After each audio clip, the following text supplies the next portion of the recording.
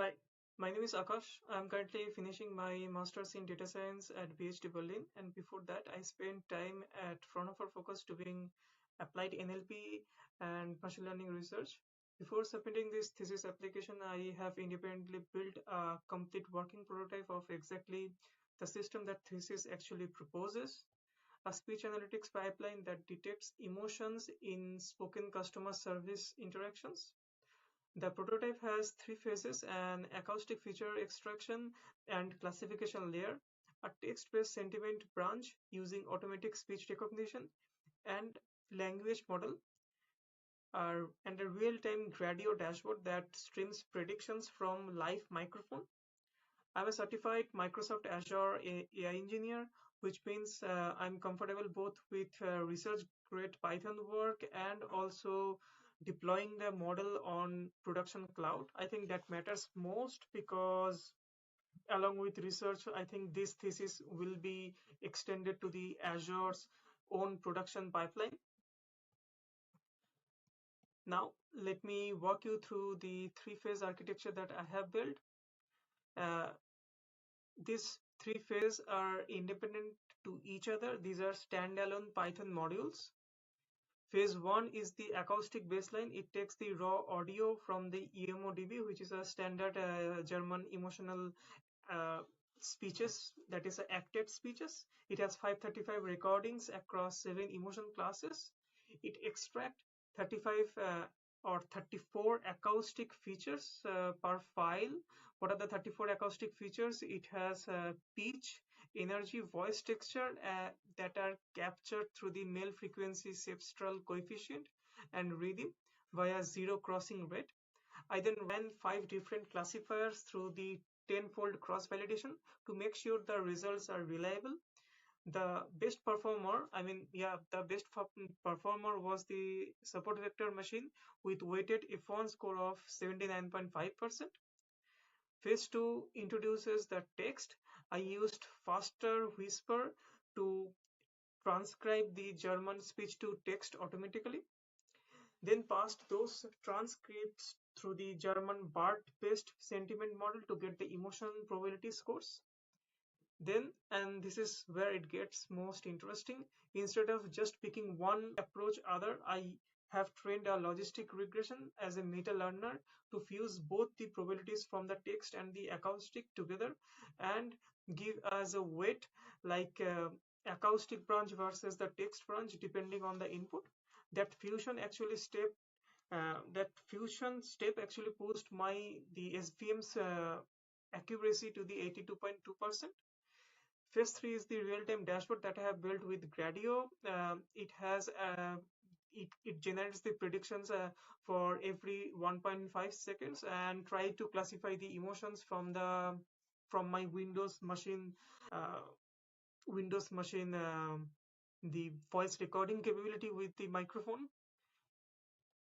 And then the technical approaches that I have tried to use for feature extraction. The original research paper that I referred was replicating the usage of Pi audio analysis library, but when I tried to run on my machine with Python 3.12, it broke. Rather than downgrading my environment, I built a librosa-based fallback that produces the exact same 34 dimension feature vectors.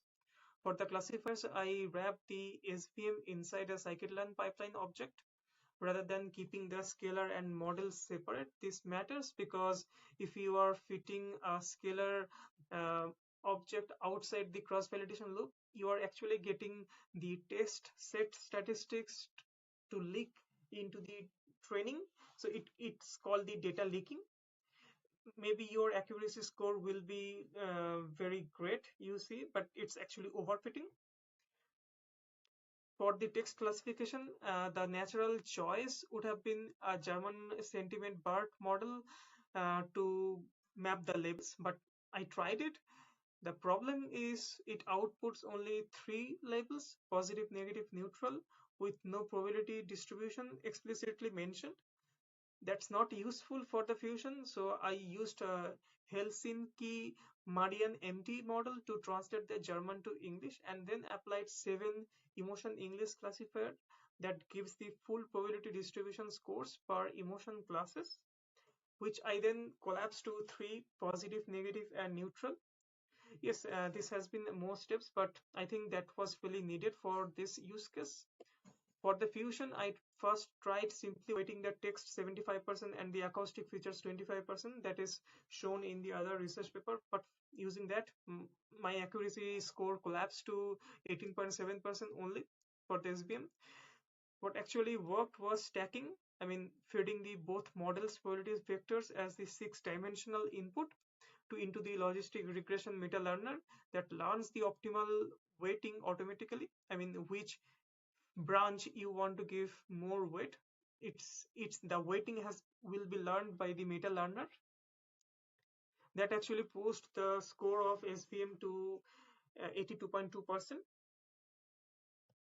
Now the result and the open questions that I maybe try to achieve with the team and with your help. The acoustic only SVM achieves around 79.5% weighted F1 on the 7 class problem. When I collapsed them to 7 emotions to the 3 class emotion, positive, negative, neutral, that jumps to 86%, around 6.5% jump, which makes sense because the model no longer has to distinguish between the 7 classes but only 3 classes. The text-only BERT model scored just 22.4% because where the actors are reading the scripted sentences from the EMO-DB database, so the words themselves carry almost no emotional information. It's only the acoustic voice features. Everything is in the voice actually. That's exactly why the acoustic branch also matters.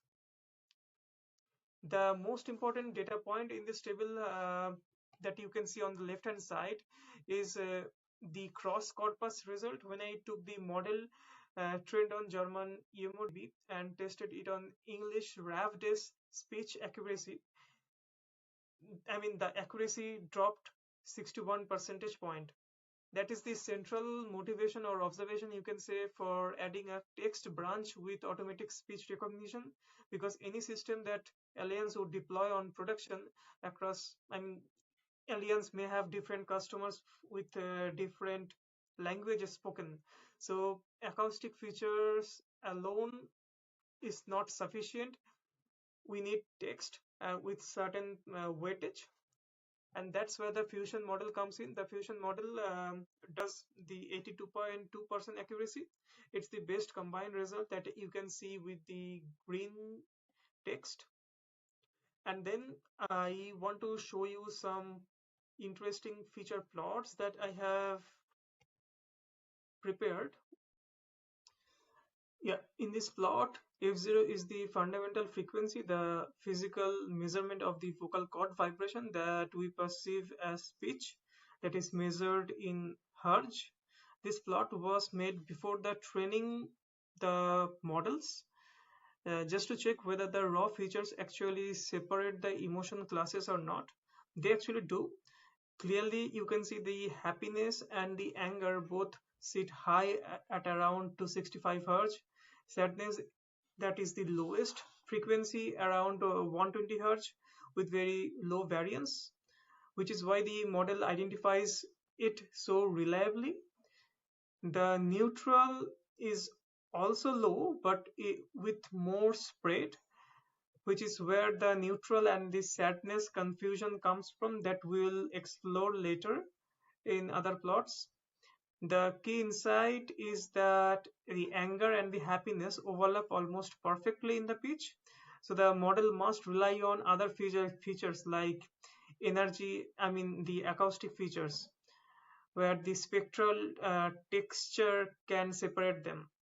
This validates that why we must use the 34 features rather than the pitch alone. And then in the confusion matrix of the support vector machine, each row in the support vector machine confusion matrix that you can see is the true emotion, that is the true class. and in the column you can see is the what the model has predicted.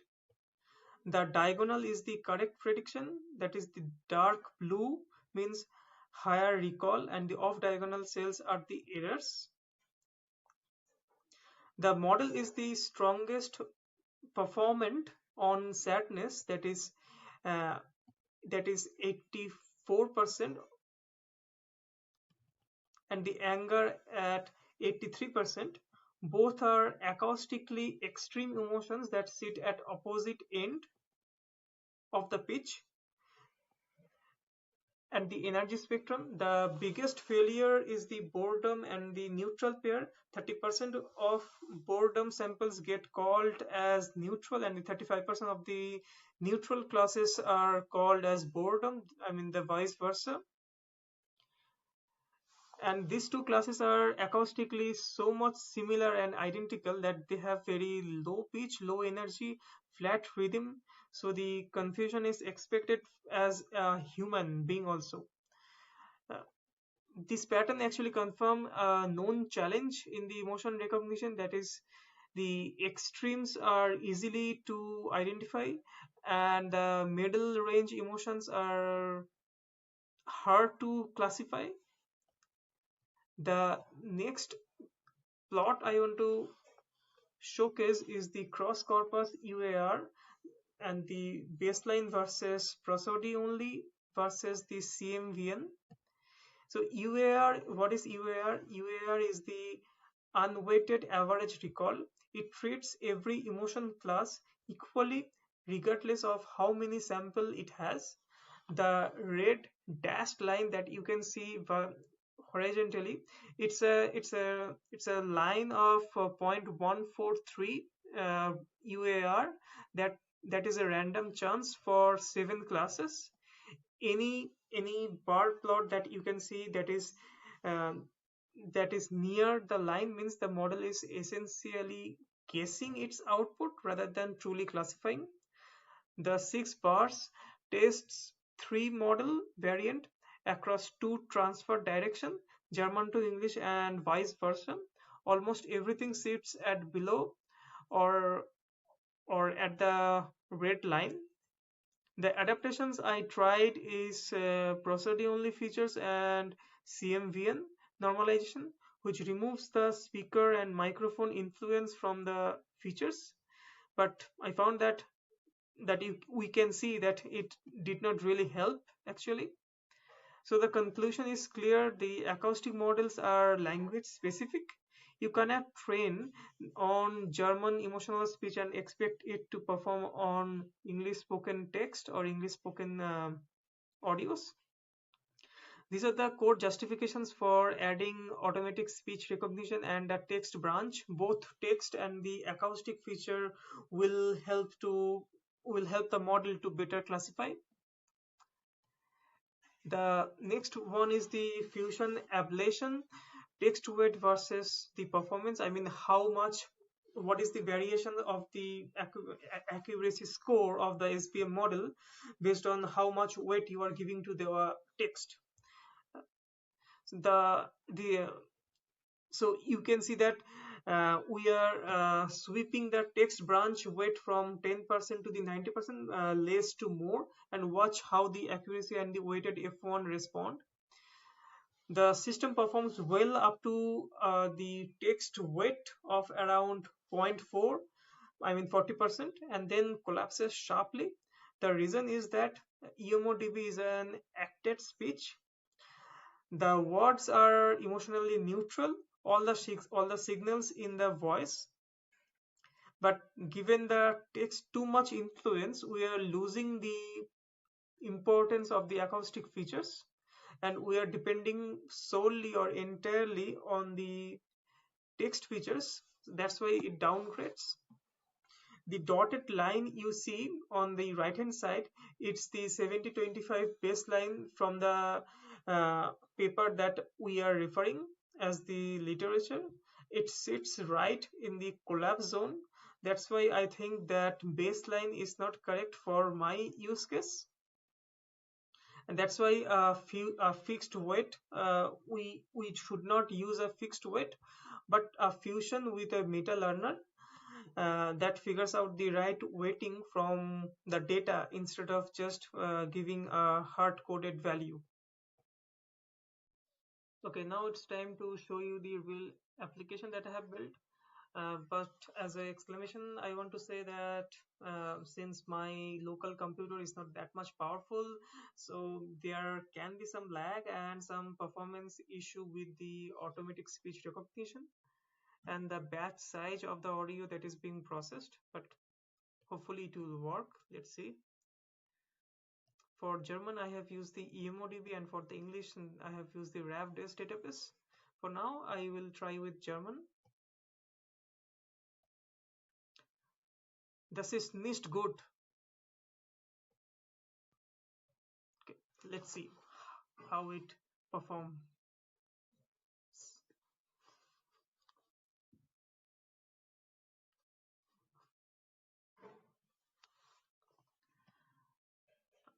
Okay, there are issues with the automatic speech recognition, but what I found that after some time it processes the next batch, it takes the correct spoken word and then classify it. In at the right hand side below, you can see the weightage or the scores for the text and the acoustic, and the fused scores also. Yeah, I mean, my German spoken that much not good. Aussprache is not that much good, so it has not correctly guessed the result. Okay, let's try again with a very negative word, but I can try. Okay. Es ist sehr schlecht.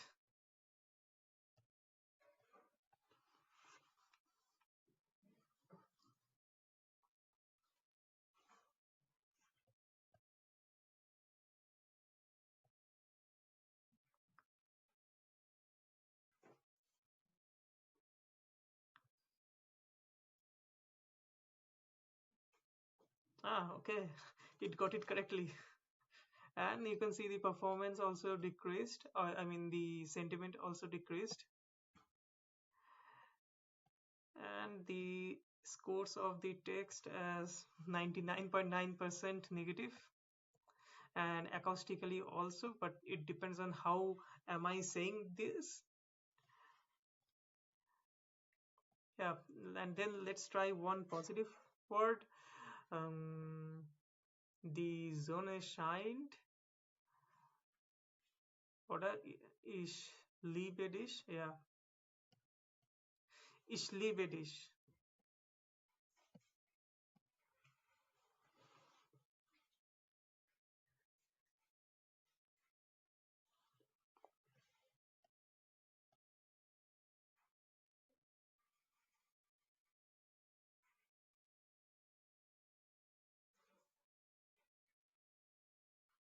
Yeah, yeah.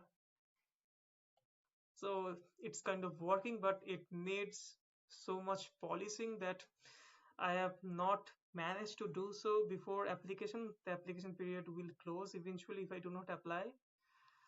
Yeah, I will also share the slide deck and the GitHub link that where my all the code files, and all not only the code files, that you can also test the models.